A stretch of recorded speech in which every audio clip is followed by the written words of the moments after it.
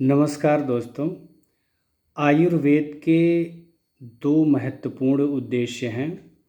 सबसे पहला, जो स्वस्थ है उसको स्वस्थ बनाए रखना, और दूसरा, जो रोगी हैं उनके रोग को ठीक करना।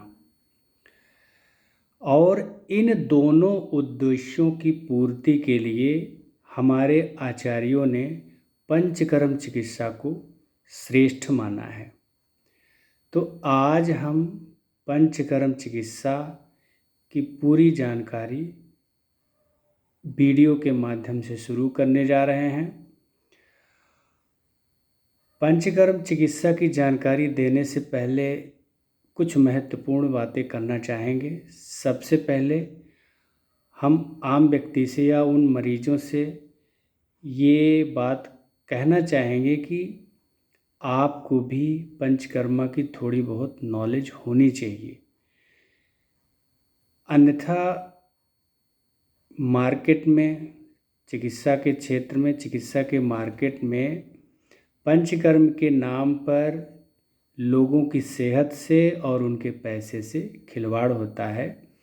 इसलिए आप सबको भी थोड़ी बहुत जानकारी होनी चाहिए।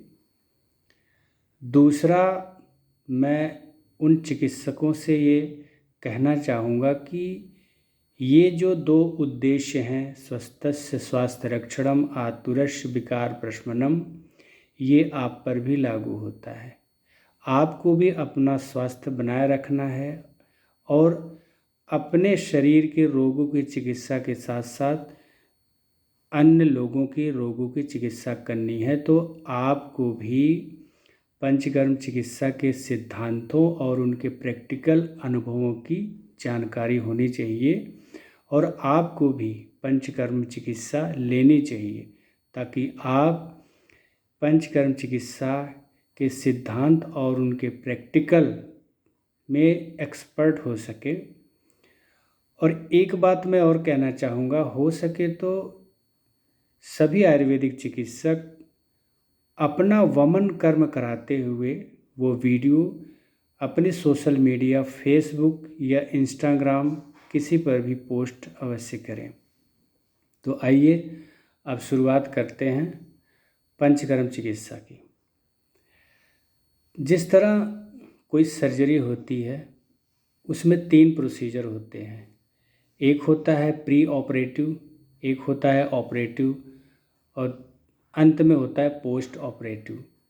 प्री ऑपरेटिव में पेशेंट को सर्जरी के लिए, ऑपरेशन के लिए तैयार करते हैं। ऑपरेटिव यानी मेन सर्जरी होती है। पोस्ट ऑपरेटिव मतलब कि ऑपरेशन के बाद जो उसकी प्रॉपर केयर होती है उसको पोस्ट ऑपरेटिव कहते हैं। ठीक यही सिद्धांत पंचकर्म चिकित्सा में भी लागू होता है। इसमें भी 3 मेन प्रोसीजर होते हैं। सबसे पहला है पूर्व कर्म, दूसरा है प्रधान कर्म, तीसरा है पश्चात कर्म। पूर्व कर्म क्या है?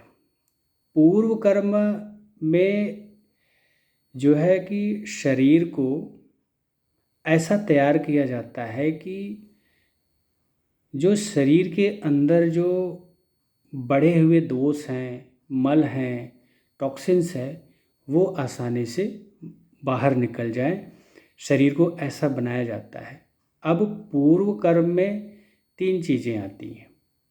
पहला है दीपन पाचन।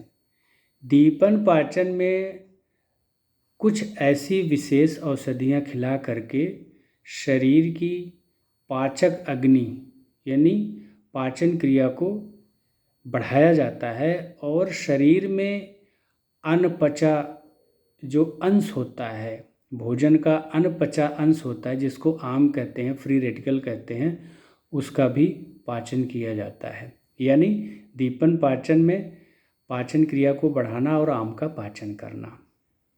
दूसरा है स्नेहन।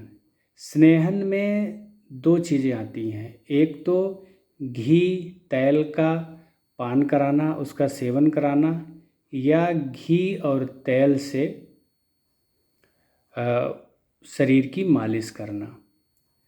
तो जो घृत पान या तैल पान होता है कम से कम 3 दिन, ज़्यादा से ज़्यादा 7 दिन का होता है, और घृत या तैल की जो मालिश होती है, अभ्यंग होता है, वो 1 से 3 दिन का होता है। अब स्नेहन क्यों कराते हैं? स्नेहन का फ़ायदा यह है कि जो शरीर में मल हैं या दोष हैं वो उत्क्लेशित हो जाते हैं, उत्तेजित हो जाते हैं शरीर से बाहर निकलने के लिए, जिससे वो वमन या विरेचन के द्वारा आसानी से निकल सके। तीसरा है स्वेदन कर्म। स्वेदन कर्म का मतलब है कि शरीर को किसी भी प्रकार से गर्मी दे करके पसीना निकालना, यानी शरीर को गर्मी दे करके पसीना निकालने की जो विधि है, प्रयास है, वो स्वेदन कर्म होता है। स्वेदन कर्म क्यों किया जाता है?